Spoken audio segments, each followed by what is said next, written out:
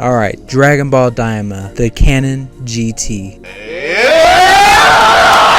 So when this show's trailer first came out, it was received pretty mixed.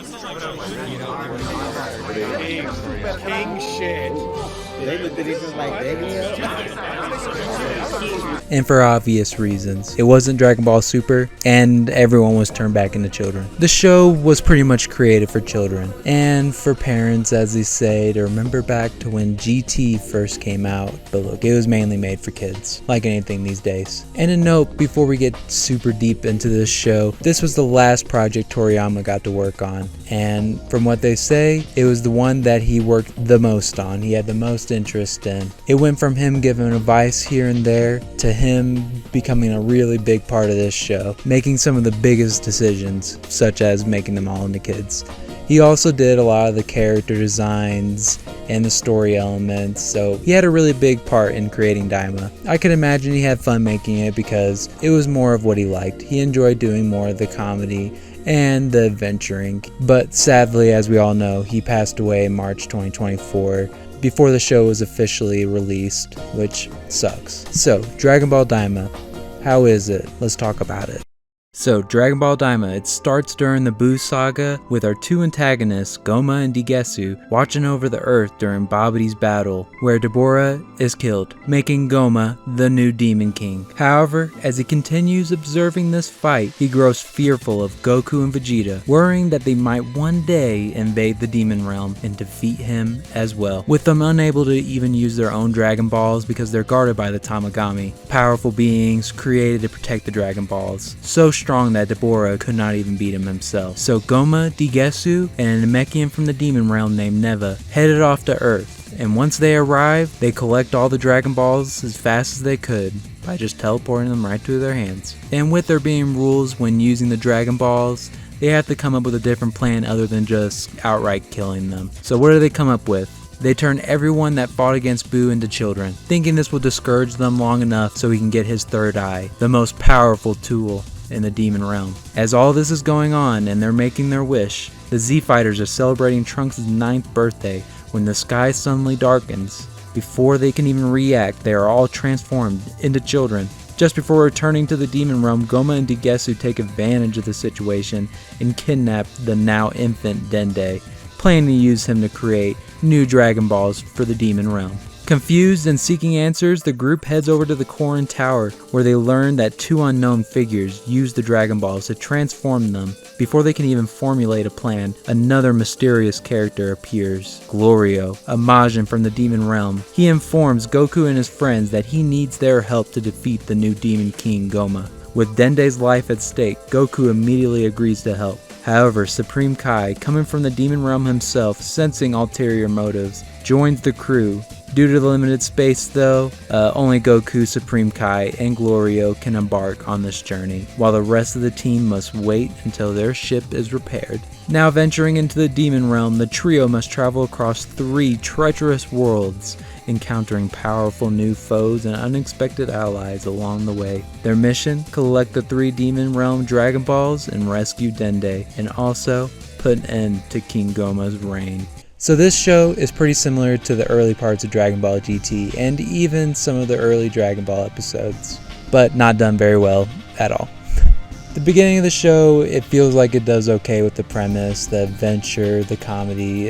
It feels fine. The search for the Dragon Balls that has been done in every series. Sometimes they're all spread around the Earth, other times there's some giant Dragon Balls, and other times they're black balls that are spread around the galaxy. It's been done a lot. But in this one, there's 3 of them. They're spread out around the Demon Realm in the 3 worlds, but they're guarded by the Tamagami, these strong beings created by Neva to make it harder for people to actually make wishes, so they're not doing so many dirty deeds with them. These Tamagami were so strong that even Deborah himself could not beat him. Each of the demon worlds are pretty different, and they all have a different amount of screen time, and all varying in different amount of quality. The third world is the one that we first enter and we spend the most amount of time in. It's pretty much just a wasteland, the Section 8 of the Demon Realm. Most of the population seems to live here. I mean, that's at least what we see during the show. It's mostly a lot of criminals, poorly treated citizens, being bombarded by the guards of the realm, the Gendarmerie. A very boring army of lackeys for the Demon Realm that look like a bunch of Beerus ripoffs. The biggest gimmick of this area being that the air is too heavy, and especially at the beginning of this show, it slows down our protagonist super hard, making it so they can't fly, they can't go as fast in their ship. Pretty much after the first few episodes, they give up on that and it doesn't matter. It's only there when the story needs it. The third realm is overall very boring. The second Demon Realm would have been much better to start with. It's a lot more vibrant, with a better color palette, not just a big old wasteland. It has a lot more interesting concepts, such as being the original homeworld of the Namekians, and it has a giant and gigantic planet filled with, well, gigantic people. Sadly, we only spent around 4 episodes here, and they're all chopped up with other side stories going on. It's a real big missed opportunity. Now we're going to Demon Realm 1. It's where the Demon Kingdom's located and where they do all their bidding at. It's also the headquarters for the Gendarmerie, easily the least explored area. It has somewhat of potential because there was nothing there. It's kind of just looks like a big clouded red area, kind of boring architecture that we barely even see the castle. So honestly, it's kind of lackluster. We mainly follow Goku, Supreme Kai, and 2 of our newer characters, Glorio and Pansy, all feeling pretty one-note and boring. Goku is pretty much modern Goku, all about fighting, eating, and more fighting, and there's a lot of pooping in this one. He talked about pooping a lot. Supreme Kai, I was excited to see him, maybe get a little bit more out of him, see him fight, because we never got a lot of that. Just like everyone else, one-note character. The most we get out of him is some new background information about him, like he's being born from trees, he's from the Demon Realm, he's got a brother and sister who we'll get on to in a little bit, but still not that much, and even for a character I was excited for, it's really disappointing. Glorio, one of our new characters, introduced in this show, he's also very boring. He's meant to play this standoffish character with an ulterior motive, but it just becomes their guide pretty much for the Demon Realm, who can't really do anything that Goku or Supreme Kai couldn't do themselves, other than be their chauffeur. He has no character building until the very end, if you can even call it much of that, but there just wasn't much for him to build off of. The entire show, he just barely says anything and just goes in the background and talks to the enemy. And Pansy, the other new character we meet along the way, further into the show, she was just fighting off some guards and then she becomes the Bulma of the Demon Realm. Yep, that pretty much sums her up. Now let's talk about our antagonists, the 3 other notable characters being Digetsu, Goma, and Dr. Irisu. Digetsu and Irisu being the brother and sister of the Supreme Kai. Digetsu is also a baby snatcher and a simp for Goma, and is very underwhelming. Irisu is one of the better characters of this show, being somewhat more competent, kind of. She does a lot more than any of the other characters in this show. She actually creates new characters to the show. Majin Ku and Majin Do. They're some SpongeBob Patrick fusions, and they look pretty bad, but she did it. She actually has motives and does stuff. She goes and gets the first Dragon Ball, which, you know what, good on her. That's more than any of the other new characters have done for themselves. And Goma, our main antagonist, is also just very underwhelming. You're very excited for this character at first. He has a pretty cool design. I enjoyed his looks. A little annoying at the beginning. I thought, oh man, maybe there'd be something to him, or maybe he is actually gonna do something throughout the show. But you know what, that's the problem. In the end, he's just dumb and he does almost nothing, especially throughout the show. He has no screen time at all. We don't know anything about this character other than his name and that he's annoying. He's one of the worst villains easily in the Dragon Ball universe, and that's saying a lot. I think Jiren's got more character than this guy. So this show and GT do have something in common. Both of them have a very boring and cringe adventure part, but that's just this whole show. For the first 10 episodes, you can have fun with it, seeing the really good animation. The animation in this show is amazing. It definitely complements the fights in this show very well, making the show have some of the best fights visually that we've ever had. With a little bit of a mysterious undertone with Glorio at the beginning, having the double agent perspective with Arinsu, and at first all this was fun. It was all cool seeing all of this. It pretty much ends there because the show itself is shallow and one-dimensional. I know Dragon Ball isn't known for a rich story and it's made for kids, but you can still bring in complex ideas and actual character building. Even the modern children can follow that and enjoy it. The jokes in this show are just bland and repeated, and so same with the roadblocks in this journey. I can't tell you how many times a plane in this show didn't work or they crashed it. Once you get around episode 10, you start to realize all this. This is when the group finally arrives, who are also boring. Vegeta, Piccolo, Bulma, none of these people add anything, alright? By this point, no character has changed, grown in any way.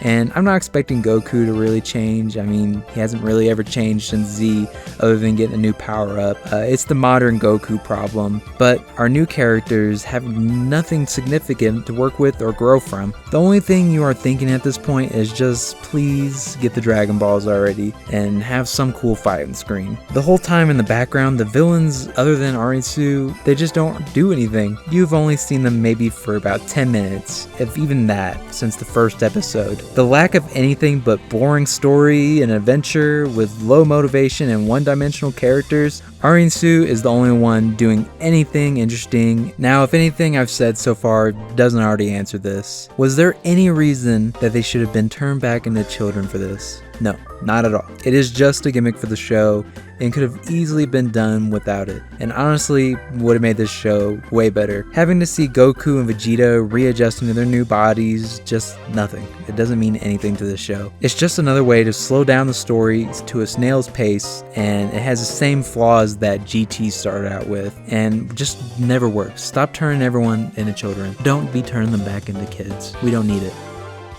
Alright, we're going to be getting into the spoilers, so if you want to watch the show and find out for yourself, go ahead and go watch it and come back later. The last episodes, there is so many parts that suck. Sadly, this also has the best part in it, but I kind of want to talk about the horrible parts first. Deborah wants to get rid of the evil third eye. He gives it to his lackey to take over to the third demon world where it's just lost and anyone can pick it up. But what he could have done is, destroyed it himself, literally just stepping on it, or used it for himself and just took out everybody. Because we see how strong this third eye makes you. And oh my god, just makes him so incompetent. Degetsu just being a total waste of a character. He wanted to become the Demon King also.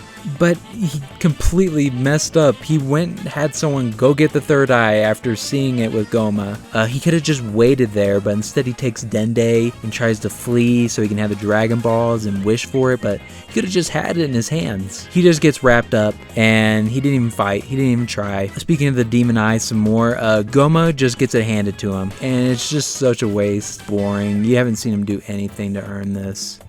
It sucks. The Gendarmerie fight, where everyone's there, the whole entire group, they're struggling to fight these lackeys, and they're in base form. If you're really struggling so hard and you got people's life on the line, go Super Saiyan and go take these people out. There's been countless times in this show where Goku just sweeps them, and a Goku that was weaker in the original Dragon Ball took out the whole Red Ribbon army. Like, come on now. I know Goku and Vegeta just love to fight, but they have their whole group there, and they're scared that people are gonna get hurt or die, and they're just fighting in their base form, struggling, getting shot themselves. It was just a waste of time. And getting more further into end fight with Goku and everyone and Goma, same thing happens. Vegeta and Goku don't power up. They don't power up as fast as they should be. They should know this guy's gonna be strong, and they just don't power up. And they literally got Bulma up there. I know they didn't ask, but still. I really hate the plot point of they love to fight and they just risk everyone's lives. Also, another dumb part of this fight, while Goku and Vegeta are down, Arisu and Gloria all got the Dragon Balls, and he's called over to go help out and summon that dragon. And she had it all right there, but one of the key points in this show is, in the demon realm, you must know Namekian to be able to summon the Dragon Balls. And you know who she had learn the language? Not herself, but Gloria. Why didn't you just think for a moment that he could betray you? Like, he is not as hard as a simp as Digesu is to Goma. Like, come on now. And you know what happens? He betrays her, and he just brings them all back to being adults. I think that's pretty much that. Now let's talk about the good part, the fight. It's, like I've said before, the fight is visually amazing. It's really good fight. And we get the return of Super Saiyan 4, and also Vegeta gets Super Saiyan 3. And you know what? It's pretty cool to watch. I liked it. It was just not as fun as it could have been, with all these boring characters that I have no care in the world for. There's no tension behind the fight. We know they're not going to die. And yeah, it was pretty cool. There was one of the best Kamehamehas where Goku blasted through Goma, right through all the worlds, all the demon worlds. And you know what? I wish he would just blown them all up at this point. But yeah, it was really cool. Super Saiyan 4, seeing it. We got this new giant ape-hand Super Saiyan 4, and it was cool seeing it, but it had been better in a different show, but whatever. What can you do? That's just how I feel about the show at this point. Like, whatever. This show, there's nothing about it that is good. Like, there's no rewatchability about this show. There's no reason to rewatch anything outside of a YouTube video. At the end, Goku didn't actually even defeat Goma. It was Majin Ku. Go Majin Ku. He bumped the eyeball out of Goma, and he became the Demon King. Ooh, that's exciting. Yeah, so this show is not so good. I'm glad Toriyama himself had a lot of fun making this show, but the product that came out in the end just was a miss, at least for me. If you enjoyed it, I'm glad you did, but for me, this is one of the weaker shows. For me, this is one of the weaker entries of all the Dragon Balls. I just did not have a lot of fun with it, and I kind of just thought it was dumb. And honestly, if you're looking for something similar, I would just go back and watch GT again, or even watch Fusion Reborn, which does the Demon World a lot better, and with the characters. Overall, I would give this show an Audi out of 10. It's got a nice interior, it's got a nice exterior, it's a nice looking car, but you know, Audis don't last very long, and you bought the A3, so it ain't fast either. So it's slow, and it ain't gonna last very long. I hope you enjoyed the video. This one was alright to make. I really wanted to watch this show, and I had higher expectations than I guess I should have for a children's show. Honestly, it makes me want to go back and really watch GT and actually see how much better it was than this show, or worse. It's been a while since I've seen it, but alright, yep.